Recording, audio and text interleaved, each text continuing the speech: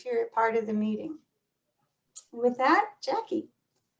Okay, well, thank you all for being here tonight. And we are looking forward to a wonderful remembrance for Diane Bradshaw, and be able to share, her our experiences with her, and then we have a wonderful PowerPoint by Gail.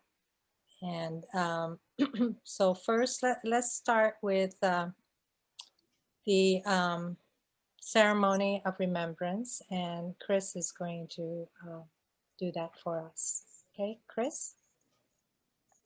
So we, as members of Delta Kappa Gamma Society International, come together today to honor our friend and member, Diane Bradshaw.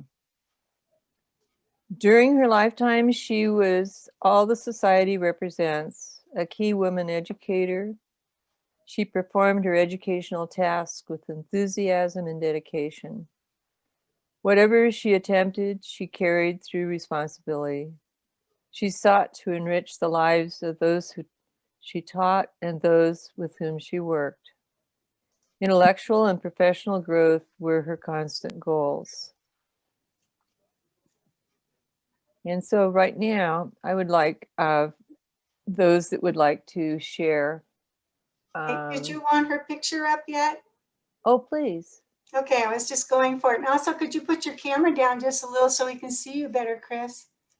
And I was just trying to find, here we go, got too many things up here. Let's see if I can get it that way. I had so many things open. Here we go. There you go.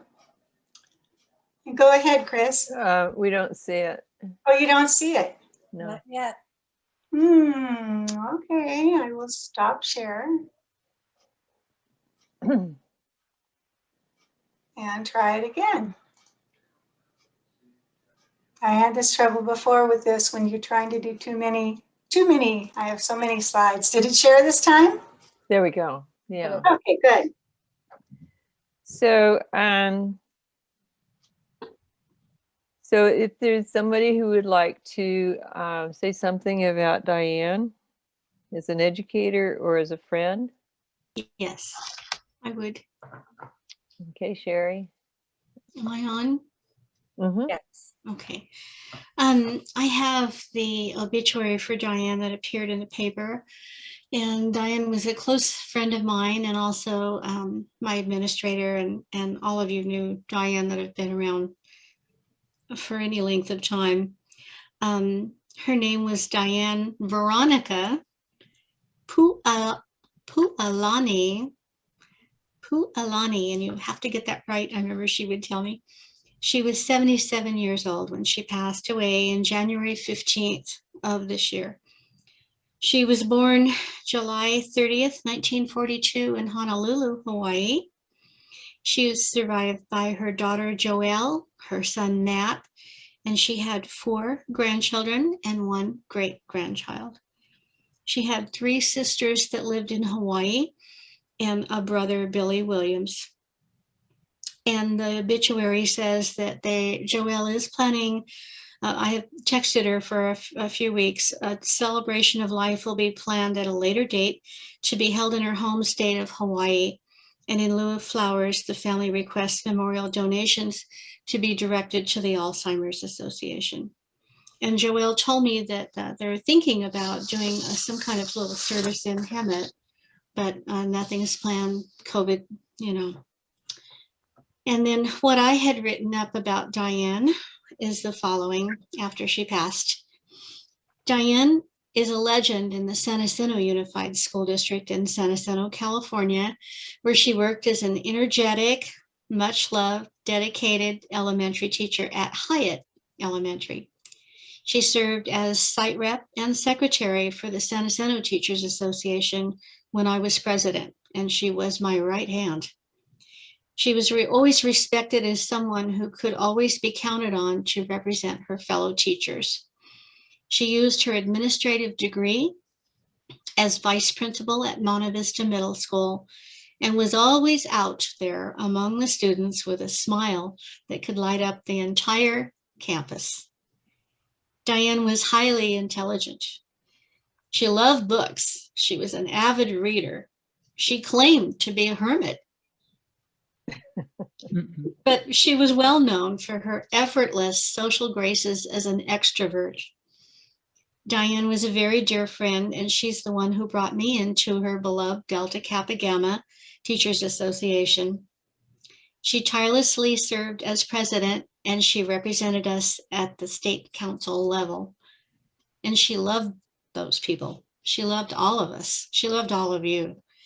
She always wore bright red with red roses as our insignia. And she was very proud of DKG. We also attended California Retired Teachers Association meetings together. And at our exercise class, she taught us all how to hula. She was a professional hula dancer in her beloved native Hawaii. And then there was one other piece of information I didn't know. What was it? She was a promotion gal for Hawaiian Air. That was in her obituary. I didn't know about that. She sometimes wore a lei, and that's the best birthday present you could ever give her. And she would gracefully perform for friends in care facilities as well. And Diane once told me, I bet you think that the hula is about the hips. I said, well, yeah. And she says, it's about the hands. And the hands tell a story. And the hands are like the palm trees. And hula dancers study the palm trees to make sure that they've got their swaying gesture correct.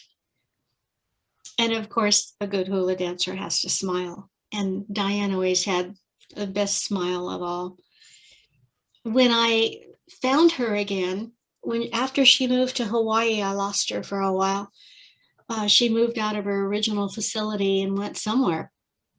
And then I found her again in December. I found her in Memphis, Tennessee, in an Alzheimer's care facility.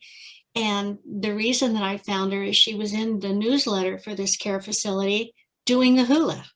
And there was a picture of her. I'm sorry, I don't have it for tonight, but there was a picture of her doing the hula at her care facility at the age of 77 in Memphis, Tennessee. Now that's the way Diane, our friend, went out. Lifelong, she stayed fit, fun, and involved. We went to exercise class Monday, Wednesday, Friday every week. She left her lasting mark in her community where she lived and in San Jacinto, where she taught many fortunate students that she loved. She will always be remembered for her friendship and her service to others and her beautiful, warm smile. Aloha, Diane. That was beautiful, Sherry. Does anybody else have something they'd like to share about Diane? Bonnie. Bonnie, you can unmute yourself. That was beautiful, Sherry. She was a scene stealer, and if you were someplace with Diane, there was a bright light. She was the bright light, and we partied a lot together, and went to dinner with friends and things like that. So even though I knew her well in Delta Kappa Gamma, I also knew her as just a friend like Sherry did. And her daughter, when she left the original place in Honolulu, she went to a newer place with a little more care, and that was working out really well. And then her daughter, when she needed even more than that, brought her back to Memphis. And I think that worked out really well because the family could visit and she was there. So I have friends who went to see her there. And she just had that same sparkle and that same bright, shiny light around her that she had. You know, she probably had that to her very last day, just that world, here I am, you know. That was Diane. And yes, she was extremely competent, intelligent, able to do most anything, fearless. She was quite a gal. Yeah. And a good friend. Thank you, Bonnie. Anyone else would like to share something about Diane? I'll say a couple of words. I think Bonnie and I probably met Diane about the same time, way back in the 70s. And I remember two things about Diane. One of them was our bridge games. Oh my goodness, it would have been, Diane belonged to that bridge club that I still belong to it. And it was nothing to be, I remember one night at her house, we didn't even quit playing bridge until 1 o'clock in the morning. She was always a lot of fun, and we had a lot of good times. And talk about a bright light. I never forget going to a state convention for Delta Kappa Gamma with her, because the bright light there was always the time when we'd sit around the piano and everybody would sing. Of course, I can't sing a note on tune, but we'd always wait till maybe it was a glass of wine or whatever it was, that she finally would get up and begin to dance for us. And that was always the highlight and the bright light of that night. And those are the two things that I remember so distinctly about her. It was all the fun bridge times we had together and her dancing at the conventions. Sad to lose such a great friend, but Alzheimer's is a terrible, terrible thing. And you lose them way before they pass. Thank you, Reggie. Anyone else? Beautiful, beautiful memories about her. Just so you know that her friends at Delta Kappa Gamma California State have planned on also doing something for her too, because she was so dearly loved at the state level. She had so many friends there. And I was the one that contacted them to let them know that she had passed, and they were very sorry to hear it. So we mourn her death because we will miss her, but she has left a part of herself with those she loved, with her colleagues, and with all of us. Let us keep her memory alive by continuing her work. We add her name now to those who preceded her. We place a rose that's already on the picture to commemorate her memory to us forever. And on Sunday, May 2nd, we also will be doing a rose for Diane. So thank you. Thank you, Chris. Beautiful ceremony for our sister who has gone on before us. Okay. Next, we have our speaker, Gail Matson, and she will be speaking on the women of the Supreme Court. So are you ready? Gail? Mary, we need the screen. Yeah, I put the screen up, but where's Gail? I'm right here. Oh, okay. That's why you didn't respond, so I thought, oh, what happened I'm to her? sorry.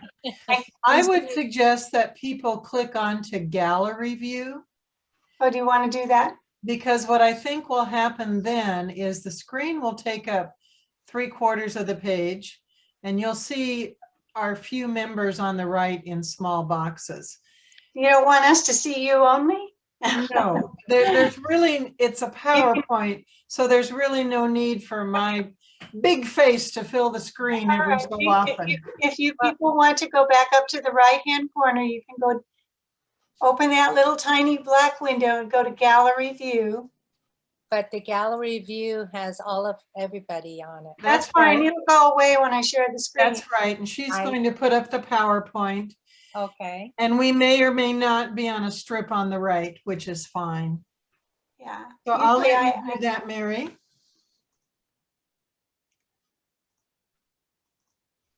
And if you can make that full page, can everyone see that clearly? Mm-hmm. And then if you want, you can look over on the right side and see yourselves too. I'm pleased to present this program in March for Women's History Month. It's actually my third program for DKG.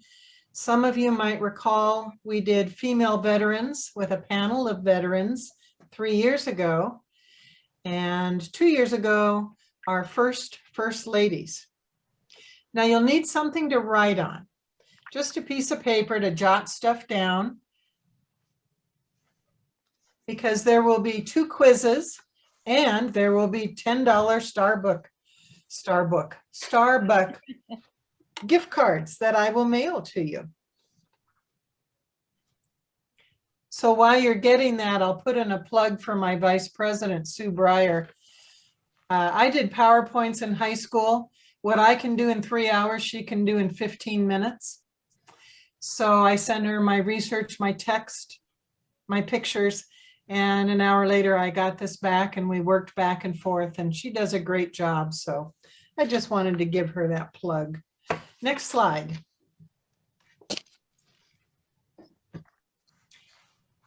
The idea of the female as a symbol of justice dates back to Themis, the Greek goddess of justice and law.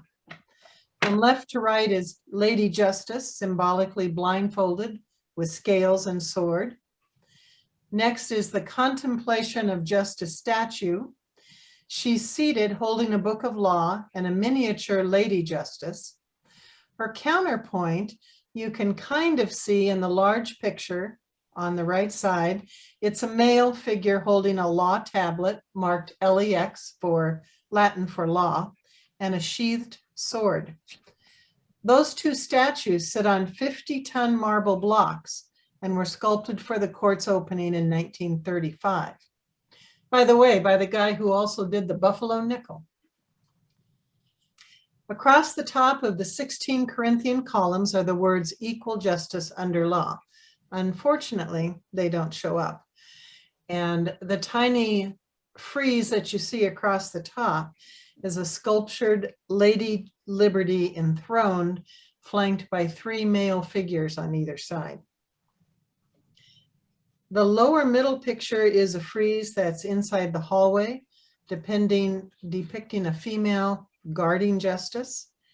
And I included the Statue of Liberty, but actually she was modeled after the Roman goddess of freedom, Liberta. Do you know her official name? Anybody? The Statue of Liberty's official name is Liberty Enlightening the World. She holds a tablet with our date of independence, a torch as a beacon of freedom, and then broken chains lay at her feet. Next slide. Okay, this is our first quiz, and I want you to guess.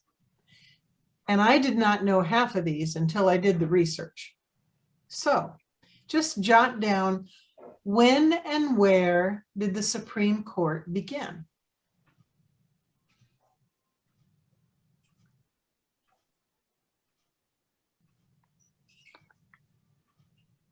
How many justices are required on the Supreme Court?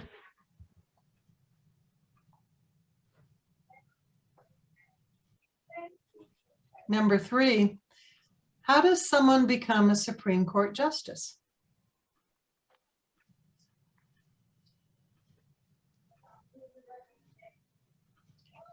Number 4, which president named the most justices to the bench? Now think about that. Deductive reasoning.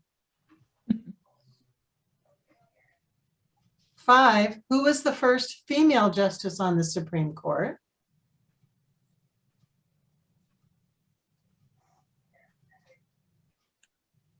How many female justices can you name?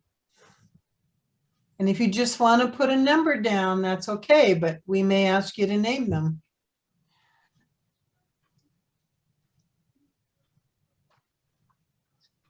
And finally, what do these numbers mean? 231, 115, 5. Now, if you or Mary want to unmute everybody, it's kind of strange given a quiz in dead silence, but we may want some interactions when we give the answers.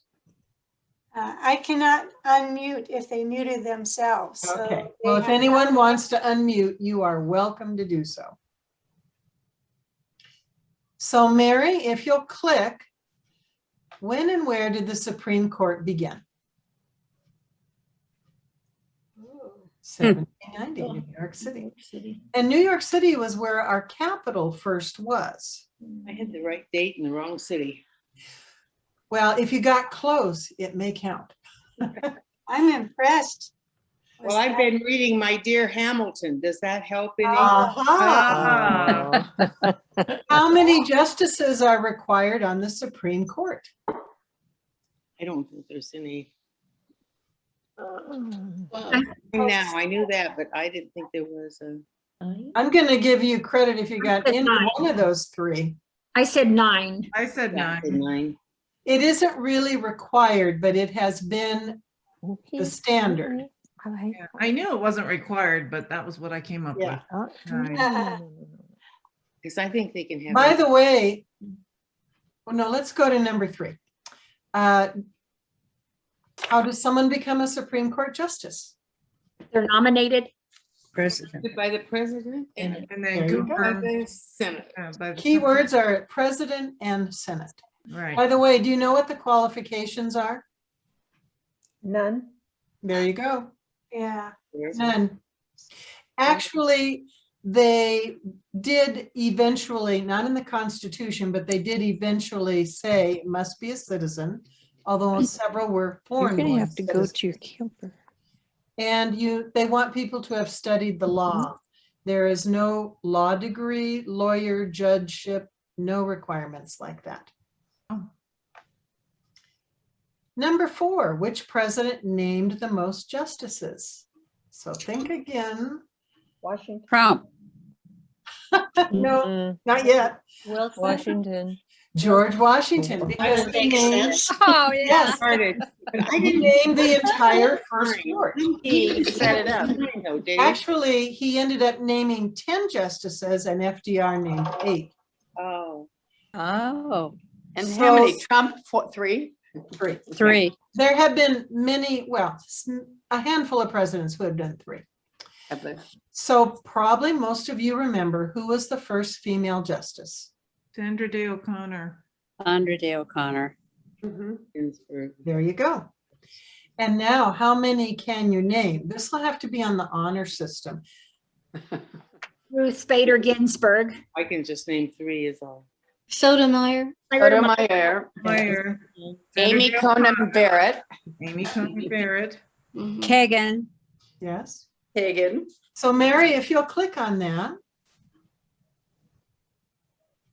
Sandra Day O'Connor. that's an honor, that's an order. Hey, got them all. And you'll have to That's be. all. 1, 2, 3, 4, 5. I couldn't Only get, 5. I There couldn't have- get Elena Kagan. Now, based on Yeah. that, what do you think the bonus question means? Oh, I got that the 5 were the 5 females. Good, good. 231 total Supreme Court justices? No, that would be high.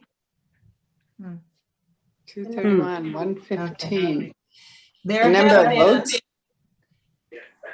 the Supreme Court has existed for 231 years. Okay. There have been sure. 115 justices And 5 That's of them. 5 and women. 5 women, which is 4%. Wow. So That's- count up how many points. There are 13 possible. So you could get one for number 1 and one for number 2 and one for number 3 and 4, 5, but you could get 5 or less for 6 and up to 3 for the bonus. Let me start. Did anybody get 10 points? 9? Reggie, Marty, did you get 9? No. How about 8 points? That's where I would have started. 7? I got 7. I think I Okay, got Jan, Me seven, you, did anyone else get 7? I got 7. Okay. Jean And did. Jane, you did too? Yeah. Then you 3 are the proud winners of $10 Starbucks cards. Yay. Awesome. Jean That didn't take Jan. very much. and Amy. Okay, did you write it down or did you want? I me- wrote it down. Okay. I will buy them and I will put them in the mail. It's, And thank you. I will drink the coffee. there you go. Okay. Next slide.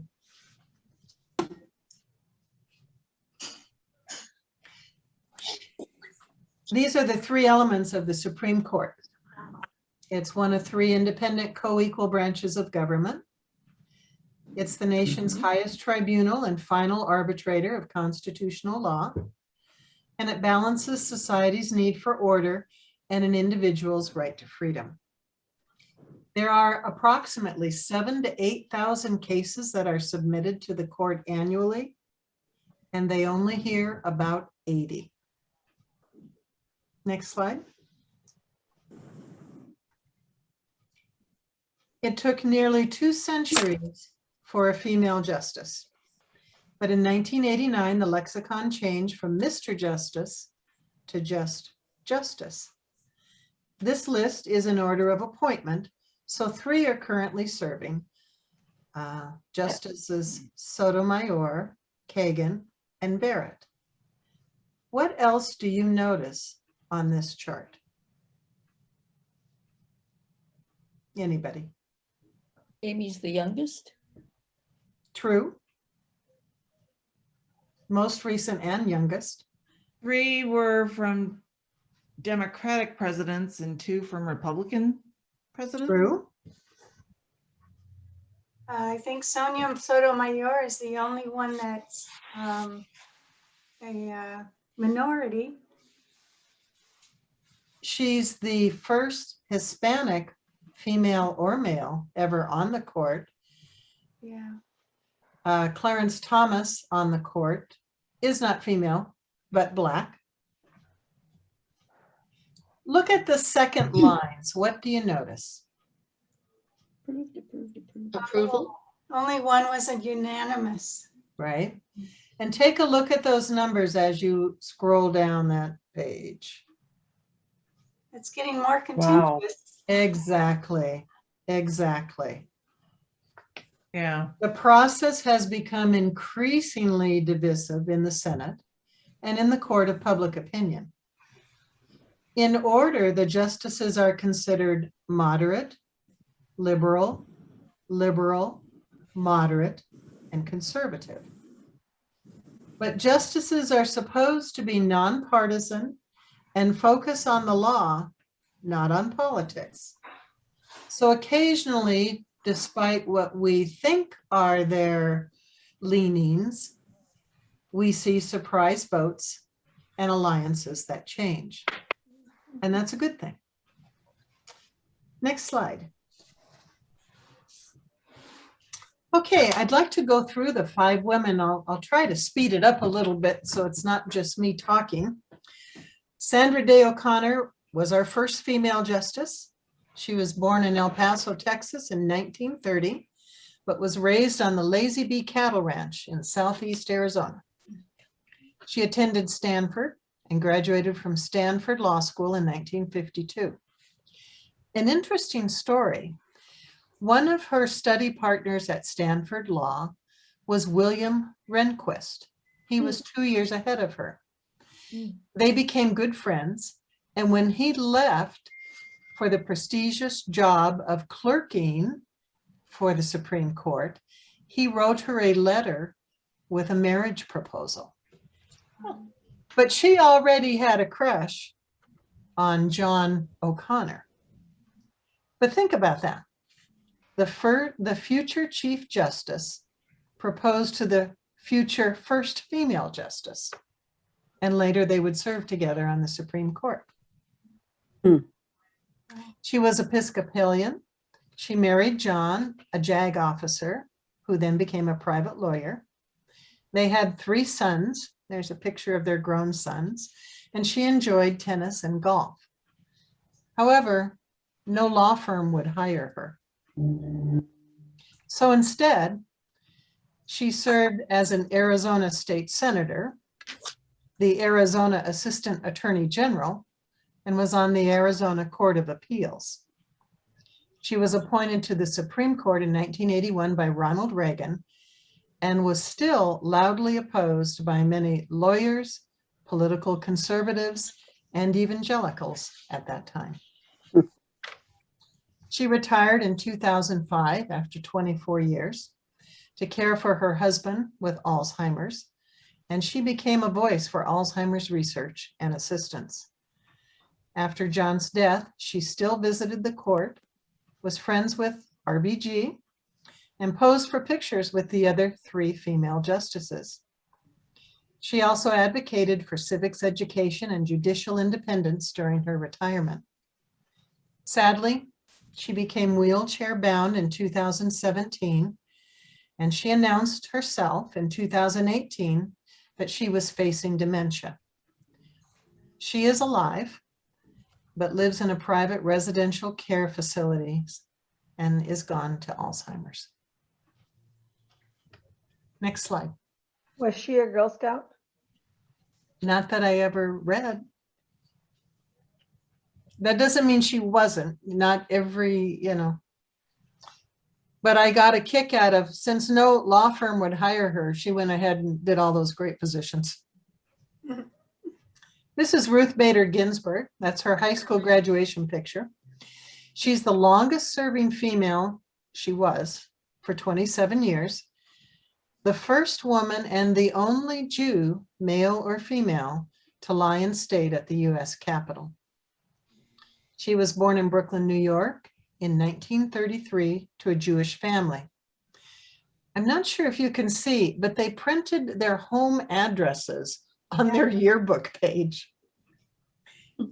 She's been teased about being a twirler. Do you know what those are? A what? John? Twirler, Done. a baton twirler.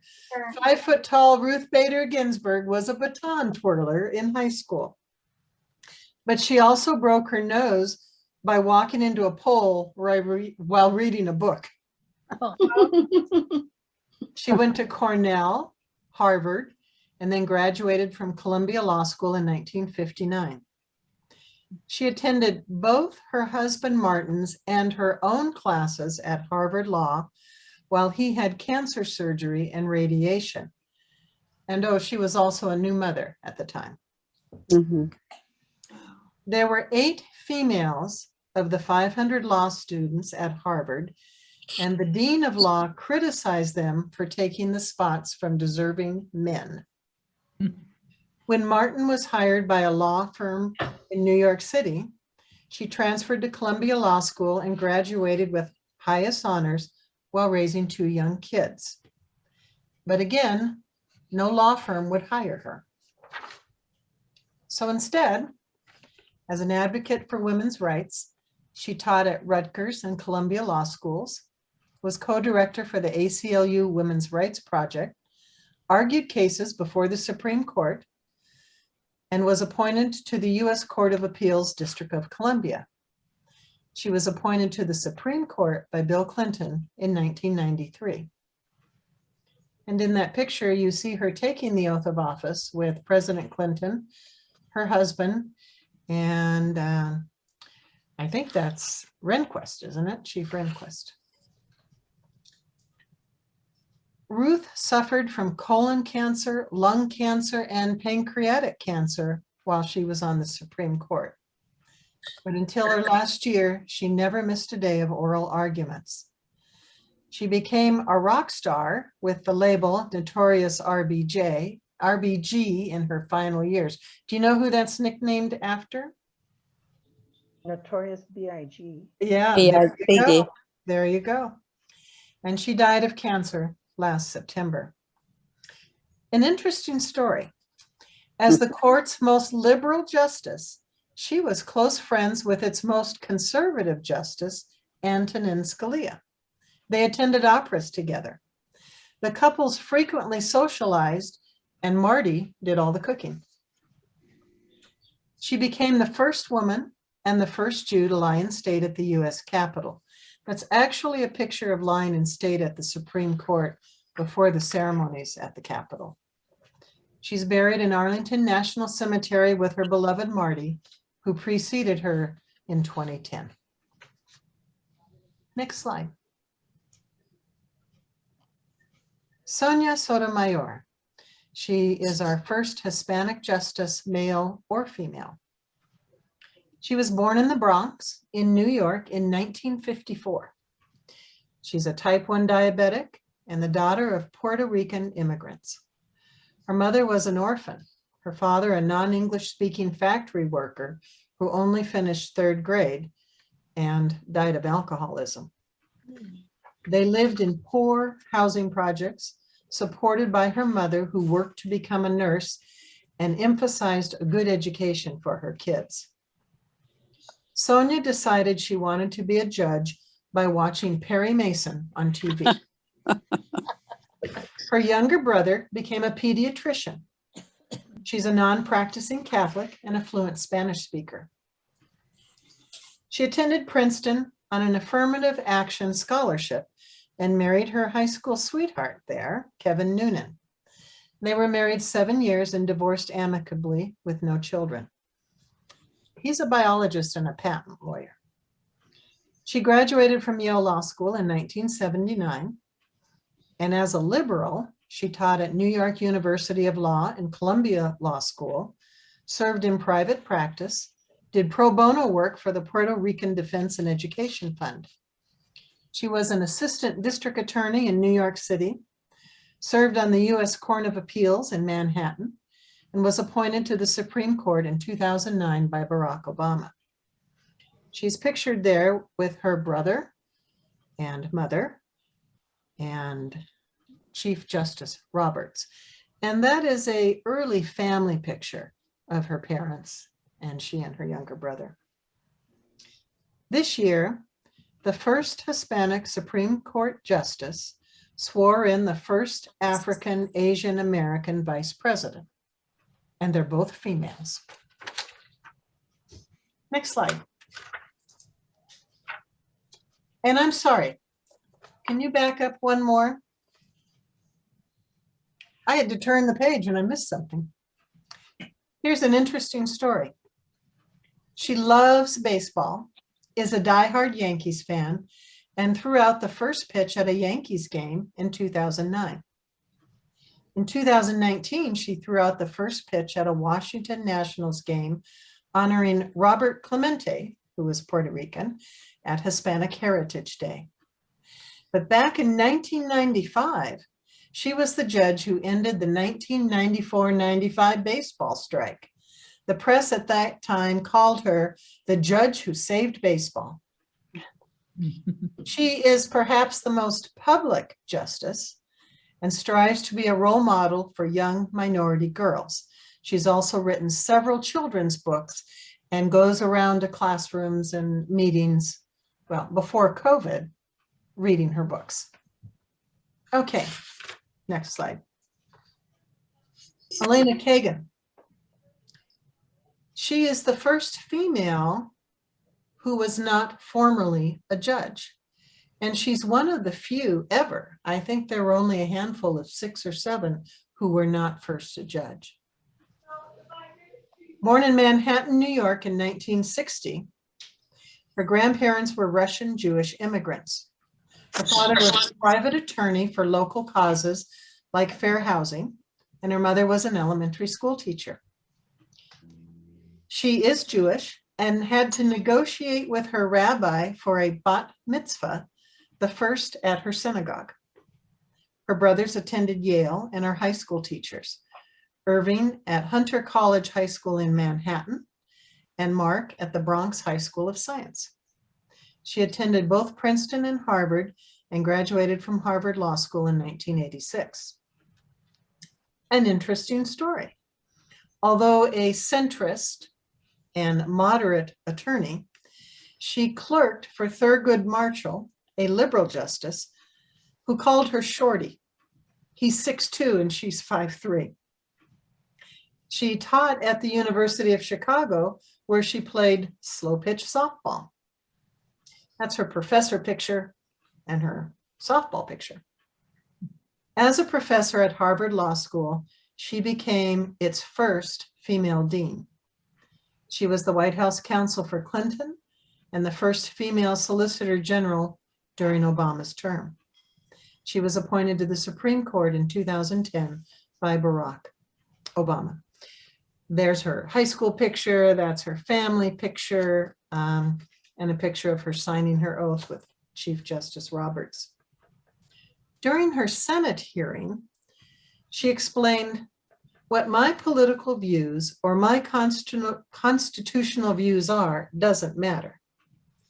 The law matters because it's the foundation of our democracy." The Senate was not delighted by those answers.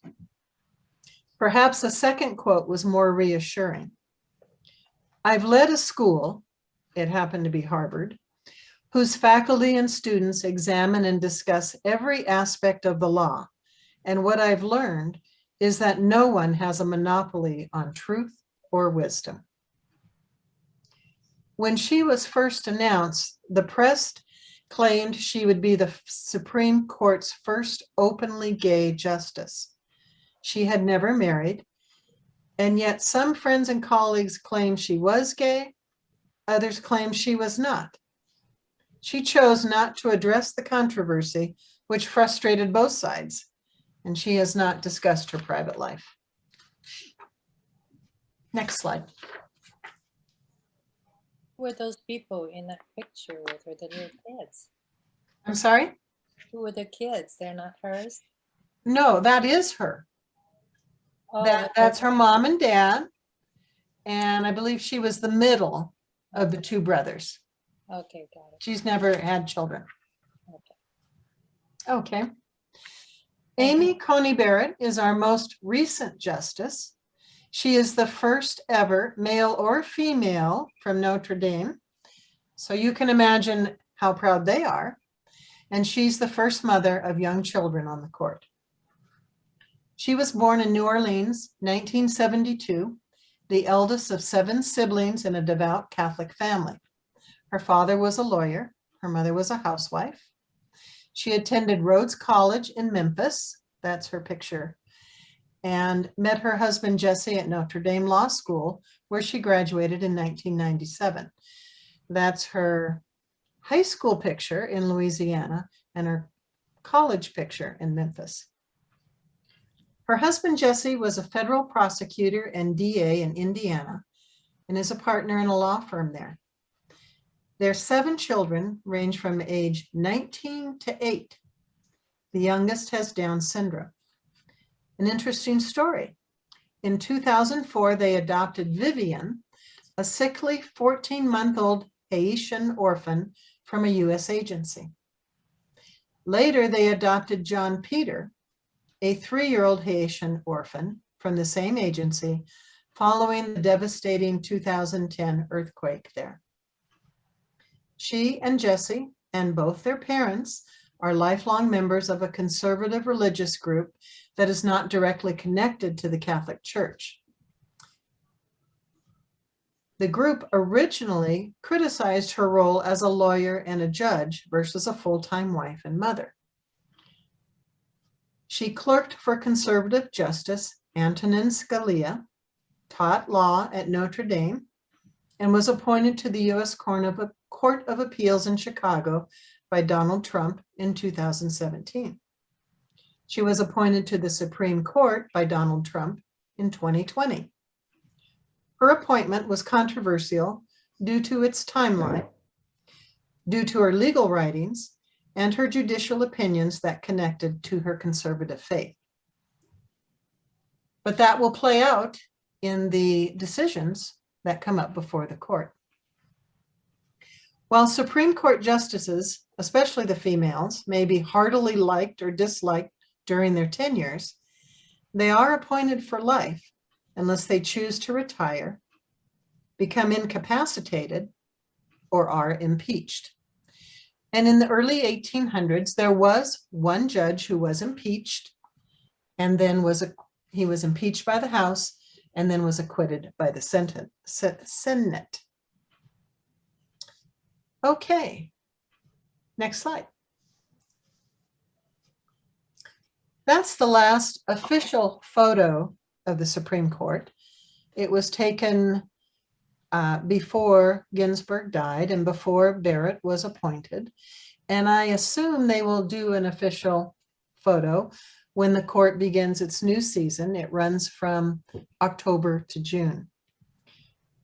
From left to right are Stephen Breyer, Clarence Thomas, John Roberts, Ruth Bader Ginsburg, Samuel Alito, and then standing from left to right are Neil Gorsuch, Sonia Sotomayor, Elena Kagan, and Brett Kavanaugh. An interesting note, when seated on the bench, justices are seated in order of seniority, with the Chief Justice always in the center, then the next senior justice to his right, the next senior justice to his left, and so on. So that front row is correct in seniority. It doesn't hold true for the back row. A couple of interesting notes. They've worn black robes since 1800. There are quill pens that still lay on their dais when they are in session, and brass polished spittoons are at each end, although tobacco is now prohibited. Also, since the 1880s, they perform a judicial handshake at the beginning of each sitting. Now, it isn't a top secret one or with any special motions or anything, but there is a format where they shake hands with the Chief Justice, and then there's a process where they all shake hands with one another, which is kind of cool. They do that every time they go in to hear a case. This is one of my favorite quotes from Ruth Bader Ginsburg. And since we are a female group, I thought we'd get a kick out of it. When I'm sometimes asked, when will there be enough women on the Supreme Court? And I say, when there are 9, people are shocked. But there have been 9 men and nobody ever raised a question about that. Next slide. Okay, here's your quiz. So on your papers, one more time, what do the numbers 231, 115, and 5 mean? 231 years. Don't tell. It's a quiz with winners Oh, and losers.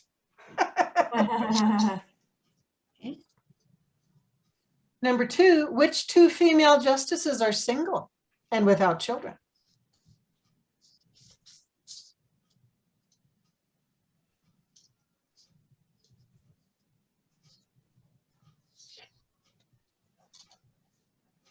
And number 3, each female justice was a first in Supreme Court history.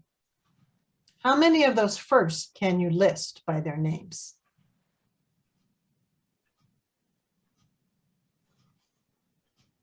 I don't understand the question. Well, everybody knows Sandra Day O'Connor was the first. What was she first? So each one of them are the first Oh, I see. in some way. Can you write down? Yeah, right. Martina, not Right, being right. a judge. Right. And Notre But you're Dame. not supposed to be yelling out answers. I have to mute myself again. It makes it hard to decide who gets the most right.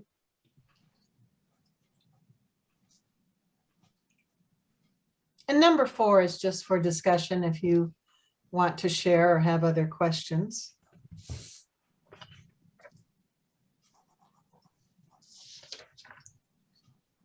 Okay, you're on the honor system. Mary, number 1. Oh, you want me to answer? Okay, I'm I still want you writing. to click. Oh, you want me to click? Oh, I'm sorry.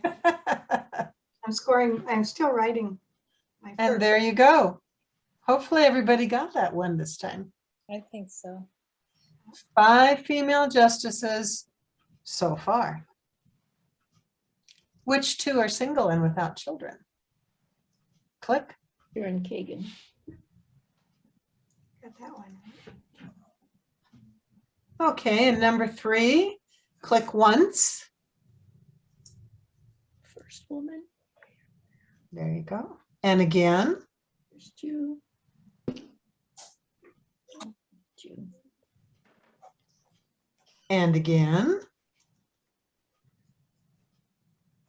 Hispanic. And again. Gay. Had not been a judge. Okay. Finally. And if you have Notre Dame. put the first justice with young children, that would be fine too, because that is also a first. So were there any facts that you thought were particularly interesting or surprising or something you'd like to share?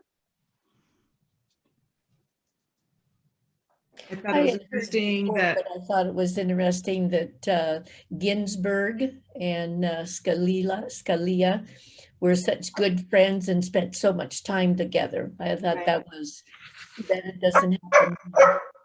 And that's kind of hopeful, isn't it? Because they were definitely on opposite sides, the most liberal and the most conservative justice at that time.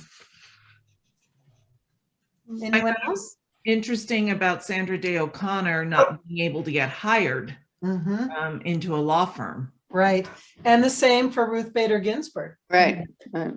And then look at what they did instead. Yep. I often wonder, Right. they did go on interviews, so it kind of made me wonder, these prestigious big law firms, what did they think as these women excelled? Right. What did that, what did 31 that- years is. yeah. It was a In the little movie about RBG, it showed an exchange between the dean of Harvard Law at that time and her after she had been nominated for the Supreme Court. He had to eat a little crow and he was really lousy at it. Are you talking about the movie On the Basis of Sex? I am. Okay, yeah, that's a good movie. That was a good scene. I enjoyed that. I found it interesting that they all come from Eastern colleges. I mean, that's where they did their undergraduate work. Except The one was Sandra from Day O'Connor. Stanford. Yeah, she was from Stanford. Well, that's true. She was Stanford. the But it rest is of- very true that Yale and Harvard and Princeton and those Eastern colleges, they have the majority of law school graduates. In fact, I had written down somewhere, the current court is all Harvard and Yale, and now one Notre Dame. I found out that Sandra Day O'Connor was a Girl Scout. You did? Was a what? Was a Girl Scout. Amy looked it up. Interesting, and I did not come across that. Isn't that interesting? And not only that, they have a badge, some sort of a badge that they can earn that is inspired by. Oh, a Girl Wow. Wow. I'm I gonna can write that understand. down. Yeah. Girl Scout and badge. Thank you. Uh-huh.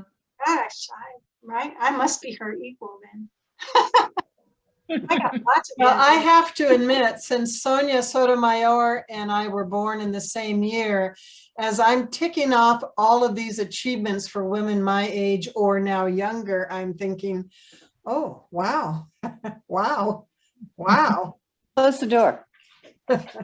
Yeah, the badge is called the Civic Leadership Badge. Oh, that's wonderful. Mhm. Okay. Well, on this one, there were only 10 points. Who got all 10 points? Kathy? No. Okay, I saw your screen light up. Anybody get all 10? Did anybody get 9? I did. Yay, Sally. Hey, Oh, Sally. 9. Wow, Sally. I'm going to stop there because that makes 4 Starbucks cards and I'm going to go get them and mail them to you guys. Mary, can you switch to screen sharing and show up that sources page? Wrong with my thing. Okay, to find it again.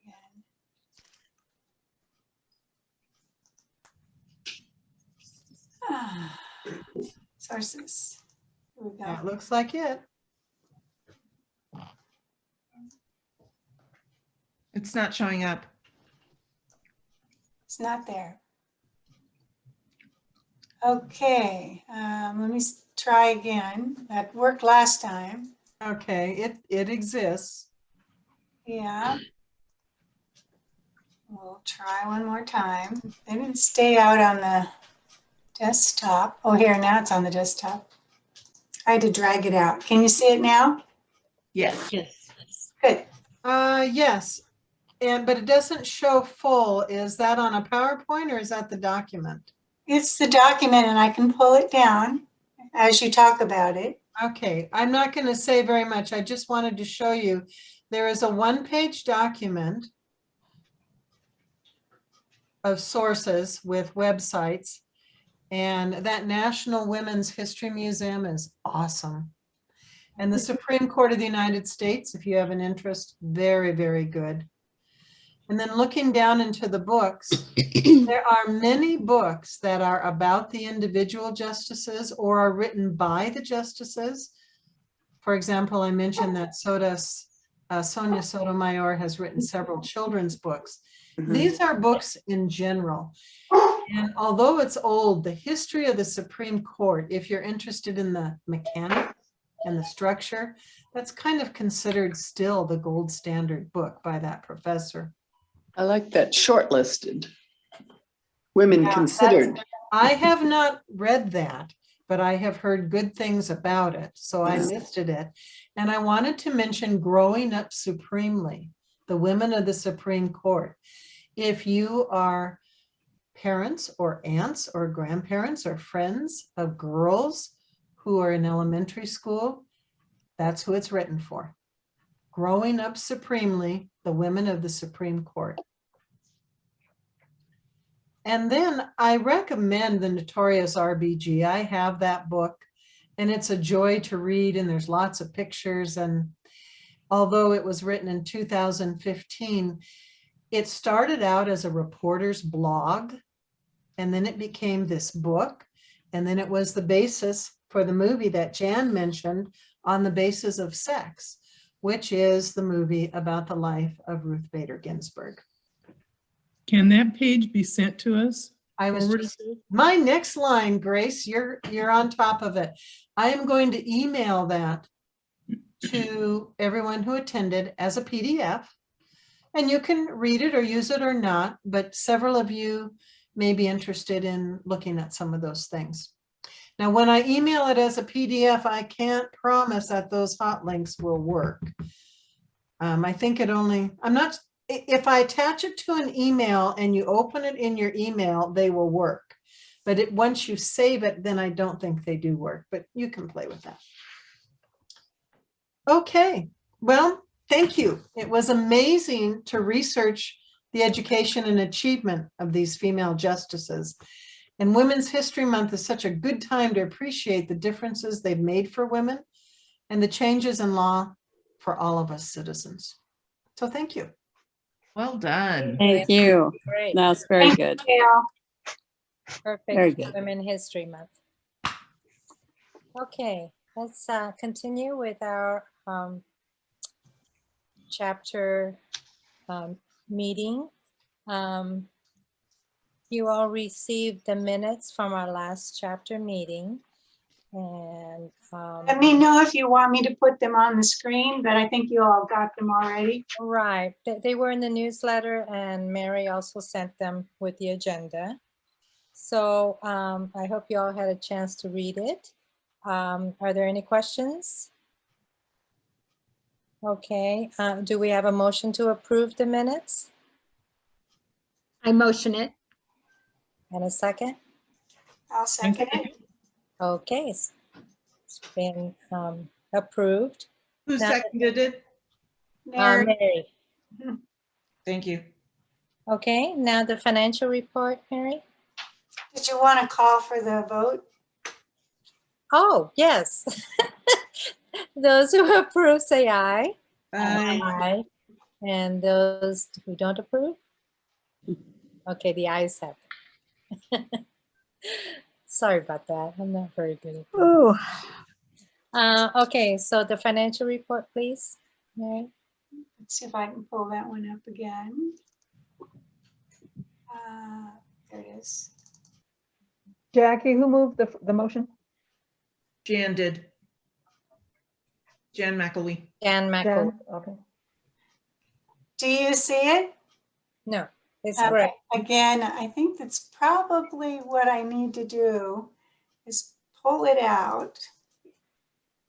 Or did it jump out? Now it jumped out. Okay, now you can see it, I believe. Yes. Yes.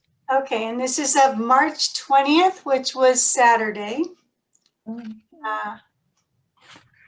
Not a lot has changed, but our total for Founder's Day, both income and you'll see it again in the expenditures down here at the bottom, it went back out because we charged only for the donations that we were making for the student teacher fund for the area, $350. So that was an in and an out.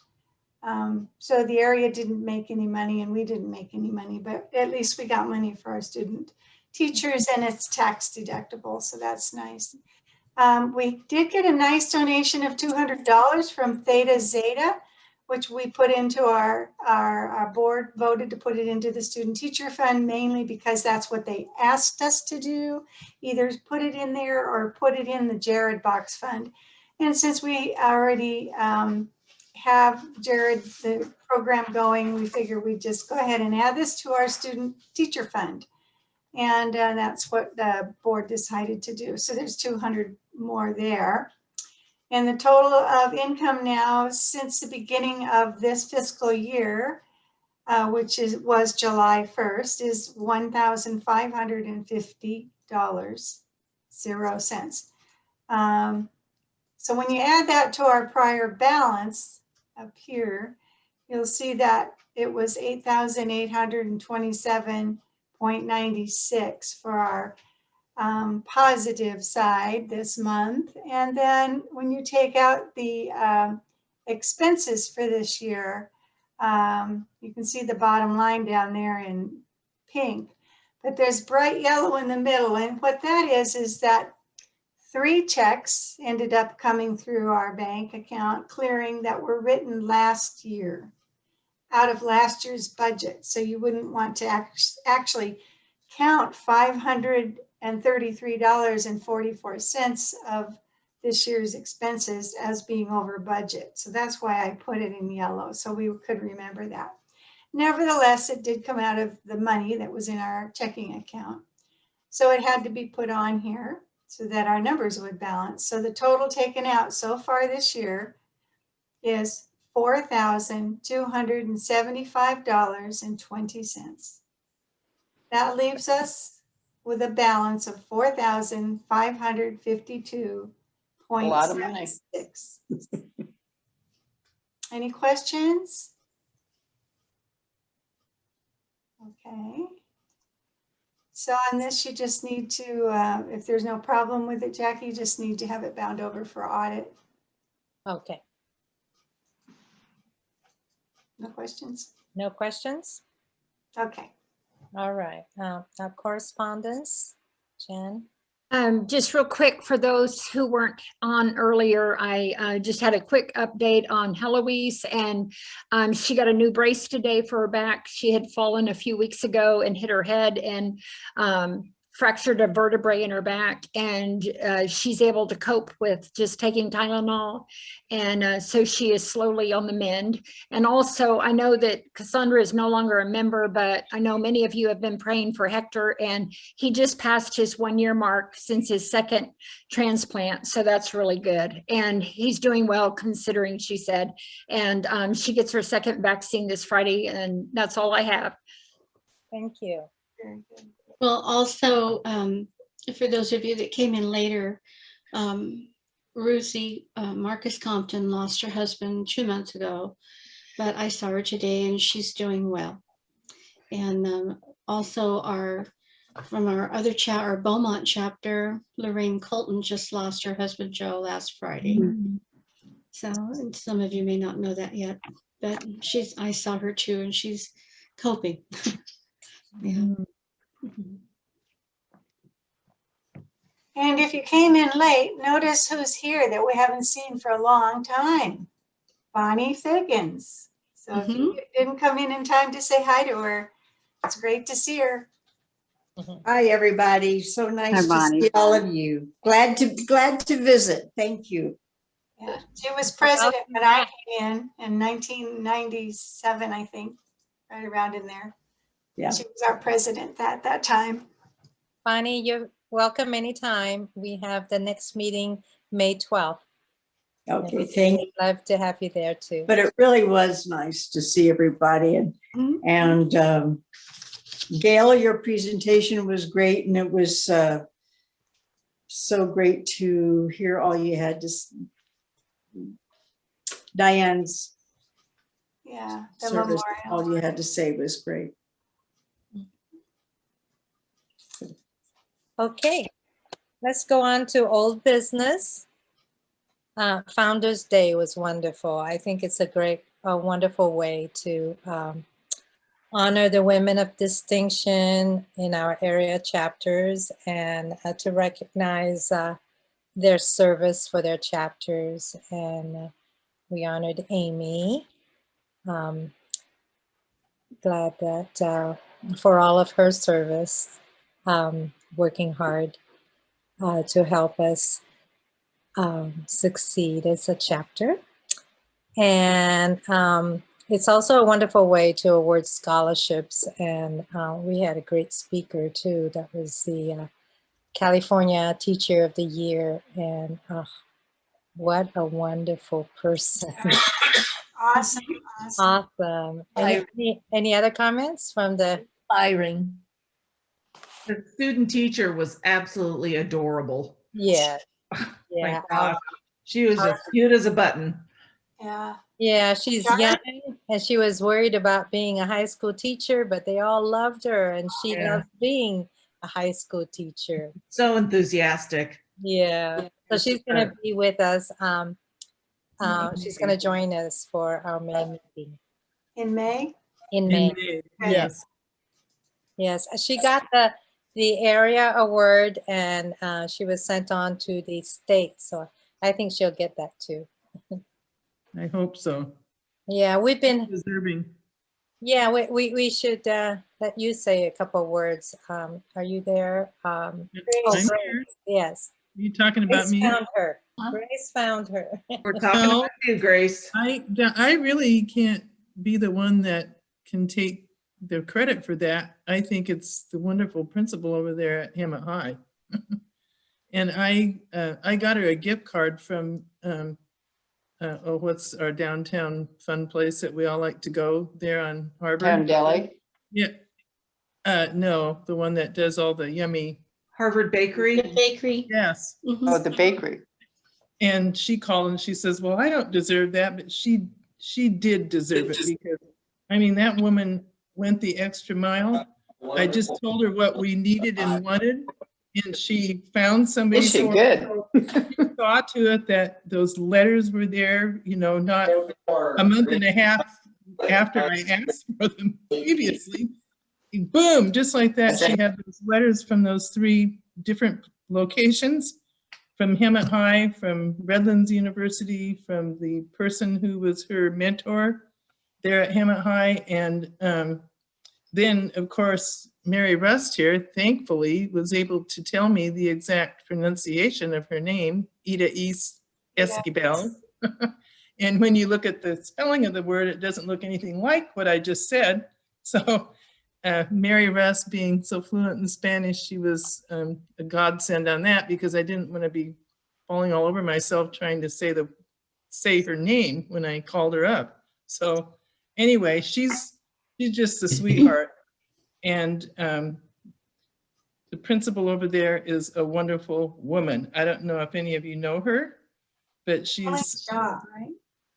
yeah, she's a lovely person, and she just went the extra mile, and she really deserves a lot of credit. So I'm all for maybe trying to get somebody from there next year, since she was so forward and helpful and a smart lady. Do you folks know her? Dr. Shaw, yeah. Yeah, Dr. She's Emily very Shaw. helpful. She's a wonderful principal. And so she's really the one that did the work. She did, I told her what I wanted, and she did the work. Well, you sent them all to me, the information. And well, I just passed it on. Yeah, we've been very fortunate. Our chapter gets the area scholarship every single time, our student teachers. Well, I was Things very like- pleased, and Yeah, it was, I'll have to say to you ladies, there was nobody else in this district. I tried really hard, and even over in San Jacinto, and I can understand, because they're all under a lot of pressure having to teach the way they do. And this was kind of probably a second, you know, it was down at the bottom of the list. It was me calling, do you have somebody that you could recommend for a scholarship? You didn't get an answer back, or they ignored the phone call, or the one that we used to always use from Hemet, from the, let's see, Students with Disabilities office. I called there many times, and that's where we'd been getting a lot of the student teachers. The last 2 that we had worked through there, and zero answers back, or, you know, when I tried to call. So yeah, Dr. Shaw was right on the target, right away. She was so excited just to even know that there was an organization out there that was going to give out a scholarship. So she was like the mom, helping to go after that scholarship. thanks, Grace. Well, hopefully And- next year we'll have more. I know that Hemet getting a student teacher next year. So, Or an intern. yeah. The interns are 2 years before they graduate. So maybe we'll have more selection next year. Okay, great. Anyway, I think you folks will be really, really impressed with her, and I hope you'll all come to the meeting in May in order to be able to meet her. She wants to become a member, I think. She was Well, very impressed at Founders Day. Yes, she was impressed she's a with the cutie. organization. She's a cutie. She is. She's adorable. Mhm. So we get it. Okay, on to new business, and I want to say that the awards committee and the board and several other people that I talked to, and we all agree that Mary Russ should be our get this community service award for all that she does for the public and the community. And you all saw the wonderful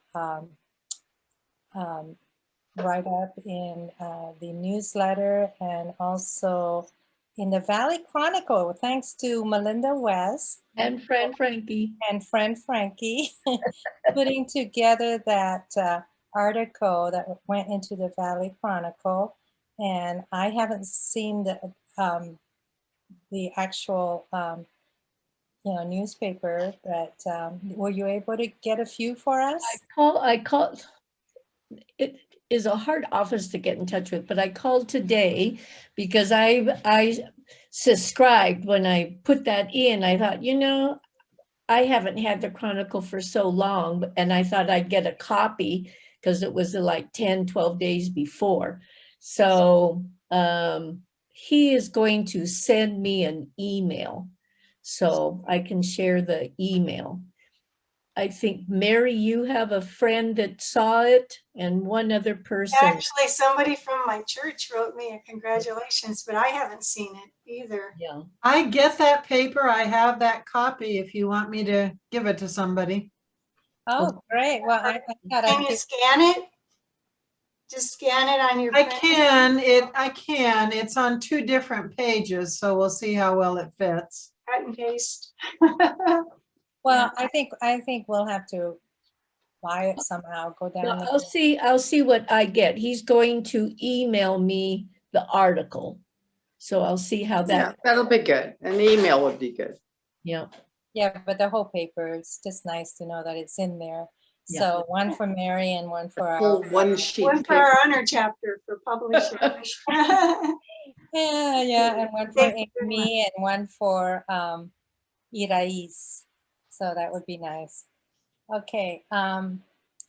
So Jared Boxes is the next thing on our agenda, and also we had a date to get together and work on that. And we kind Man, what? Oh, I don't have my calendar here. Do you have the date? Do you remember? I remember March 30th. That was our due date to turn them in. That's very right? soon. No, not March 30th, was it? Yeah, that's early. No, we have. That's in a week. April, end of April or so. I don't remember, to be honest, because I haven't. I've been too overbooked lately, to be honest. Around here somewhere, I did put it. I want to say still we trying did to get- say end of March, beginning April, but that's just way too soon. But I Yeah, think that that's is. what we did talk about before. Yeah. Right, and Amy was going to help with transporting them. Yeah, and I'm still good with that, and I can do that anytime. So Yeah, so we're not going to get together to do it, but it's my fault. I need to get something out to everybody and tell them exactly how we are going to do it, which is you're going to do your own on your own. If you want to make some, it's great. If everybody made 5 boxes, we'd have more than we could handle. But if you want to get together with a friend, if you've already had your shots and stuff and you want to work together on getting boxes and things to put in them, that would be fun too. So any way you can do it, if you can get them by the deadline that I'm going to send you, but I need to talk to the executive board about that again. I think we need to extend the deadline. They didn't want them till sometime this spring. So we're doing fine. I mean, it's barely spring now, wasn't it yesterday or something? When was spring? Yeah, first day of spring was the 20th, Saturday. So we're just starting into spring. They weren't expecting anything until after that. But they are back with children there and they do want them. So they've gotten rid of all the COVID extension, rooms, and they're back to just housing kids with serious health issues. So they were really excited when I called them. They know we are interested in continuing the program. So again, it's just on our own, each of us.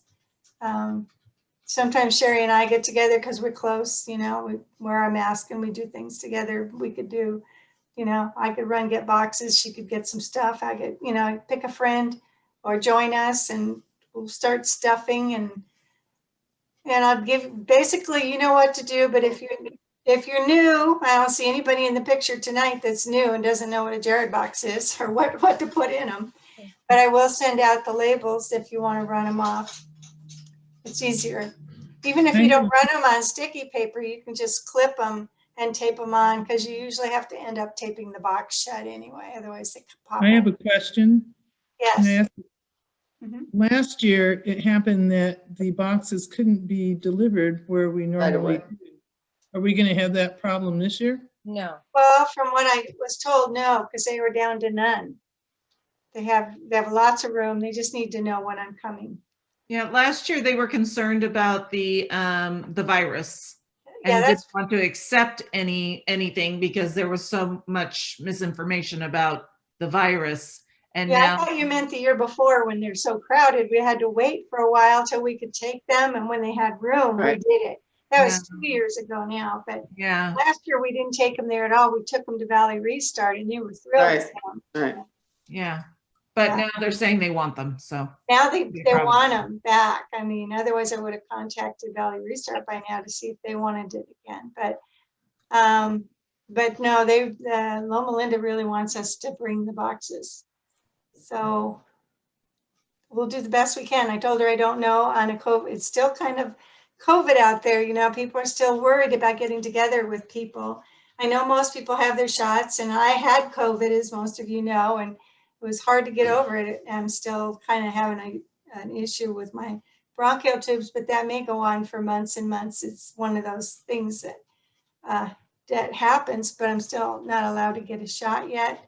Another shot. I already had one, but that was before I got COVID. I had COVID in February, first part of February.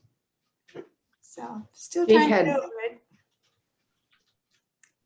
So, okay, well, that's it. I'll send something out to you and watch for an email. Okay, thank you. And I did the report for the 5-star honor chapter. And Gamma Theta, you know, despite the, you know, the quarantine and everything, you know, the COVID stuff, we made 5-star honor chapter. Yay! Yes. We met Okay, and that ceremony will be on Friday night, May 1st, I believe May 1st, or April 30th. So this will be on the DKG convention, the California convention. And so watch for that because they'll be reading off our chapter name. Yay. Okay. Yeah, we got points for leadership, finance, communications, membership. Yeah, not very many points for membership because we couldn't do any, you know, new members or anything. Service, okay, and others. So we're a good chapter, good standing. All right. Okay, Jackie, I wanted to say something about the MSJC grant. Yes, please. Okay, so I've been in contact with the MSJC Foundation since my name was on there for previously. And they asked me exactly what we're looking for in terms of a person for the grant, because they've been sending us names of people that aren't even graduating until 2 or 3 years from now. And they also send a lot of nurses. And so I explained what we're looking for is somebody that's going to be going to a 4-year college by the end of this year. We don't want nurses. We don't want students that are starting out their first year of college. We're looking for somebody that's ready to go. And so she's trying to work that out.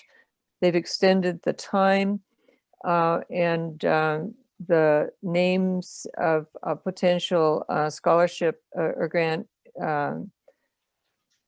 recipients is going to be coming out in another week. And so I'll contact the committee that's in charge of that and have them work on those names. Yes, I'm on the foundation. I'm an ambassador now, but and I pick the scholarship winners. We should have on record what our criteria is for our selection in writing. And that should eliminate any nebulous applications that shouldn't be in there. And also at the meeting last week, they extended the deadlines. I Right. don't have it in front of me what it is, but Yeah, there's some leeway. Right. So yeah, I gave her a very specific list. Mhm, mhm, Yeah, Sure. because the list was too general. Yeah. mhm. Where would we put that list of criteria, Sherry? What was your Where do first- you put it? On where file? would you see it? What? I'm sorry, what was the question? I'm sorry, I'm not being clear. Where would we, if it was written out, where would we? Oh, they mail it. They mail it to us and we Okay. fill it out. So what they should have done in the foundation office is to send you that criteria sheet. Okay. And So- when we set up the criteria, what we want and what we're looking for and what their qualifications have to be. And yeah, and what the amount is. And then we Yeah. send that form back to them. Right. No, I just did it on online. Oh, okay. Yeah. That's perfect. But we've been doing this for so many years. You'd think they have it by now. What? Well, there's some new people there. Yeah, there's a new person, Jeanette. She's very sweet. I really love her, but she's new, Yeah. and she's taken on a lot of the scholarship duties. Yeah. Mhm. Sherry, do you have that list of criteria that you can share with the college? I can get it. It's the same as it's always been, so I think I can get it. But Chris said she saw it online. No, I didn't see that list. I gave her our list, what Oh, okay. we're looking for. Oh, okay. Yeah, We I'll may have get to that. get it on their form because that's Okay. probably where the She- the broken link is, that we don't have it on their format. Okay. She said that she would put it down and that she would make sure that that's what would be there for our organization. Mm-hmm. Okay. Yeah. Okay, thank you. So we'll see how it works this year. Okay, We didn't have an award ceremony last year, but maybe this year we hope. Yeah, and we didn't have a winner last year because we didn't have anyone that was finishing college Mhm. last year. Finishing at MSJC. is there anything else? I think that's it, if we want to sing the DKG song. Jackie, Yes, I told a lie. I said I had that issue. And I don't, because it was the former issue, but for people who have never seen the paper, this is what it looks like. And you can visualize this whole section was DKG. oh, how wonderful. Oh, But I don't have the actual paper. I'm sorry. That was 2 weeks ago. This is last week's. They come out on Thursday. They hit my mailbox on Friday. Where can we get them now, I wonder? Are they out somewhere? They don't have them. You can't get them at the office. They have no issues. You have, it's subscription only. Oh, you're But kidding. do they have an subscription where you get it online? He's sending me email with it. I can send a link. I've pulled it up online. So I can Yeah. send out a link on There's it. one online, yeah. Yeah, all you have to do is Google Valley Chronicle DKG Award and the article comes up. Oh, okay. Great, But we that's don't get the great. whole paper, though. Hmm? We don't get the whole paper. I was, Oh, no, but you get to see the article. okay, Yeah, that's all I want. I don't really need it. yeah, I just want to see it Yeah. okay. Anyone else? online. Okay, so I didn't put the song up, but if we sing the first verse, Okay, which is in your little book, if you want to look. If you can read size 7 print, or I can put it like you need this. to get your and then- bifocals Oh, on. wait a minute. Get this. It doesn't sound too good when we sing on here, so that's a problem if we're all singing. Oh, I'm gonna have to get some kind of recorded copy of that, and I could put it on as a slide that I plays. think the that's lecture. a fabulous idea. I do Next time too. we'll just sing them real loud. We'll Yeah, we'll good mute our idea. mics and we'll sing at home. Because Who on has the Zoom, best we can't voice? all sing at the same time. No, because every time one of us talks, the other's blocked out. So it's like on and off all over. And the some of us don't sing at all. What I about would one? prefer to wait. Okay, I prefer. Fran's leader. She Yeah, does a good job. I bet if I go online, maybe Chris knows. Looks like she just disappeared, but I bet I can get an electronic version of it sung. Not the words. The words is not a problem. Can we just pretend to sing it on our own later? Is there one person who has a good voice? Yes, it's Fran Frankie.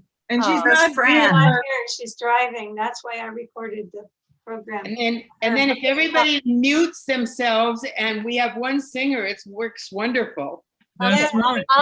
I'll volunteer to sing it, okay? Okay. Okay, I'm We muting. all have to mute ourselves.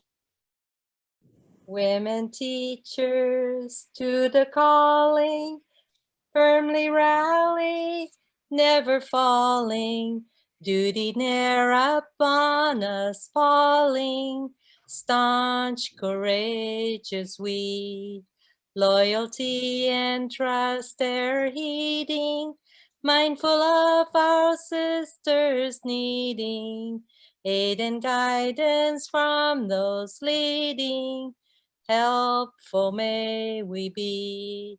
To Delta, Kappa, Gamma, faith we pledge forever, hand in hand our loyal band, forward moving ever.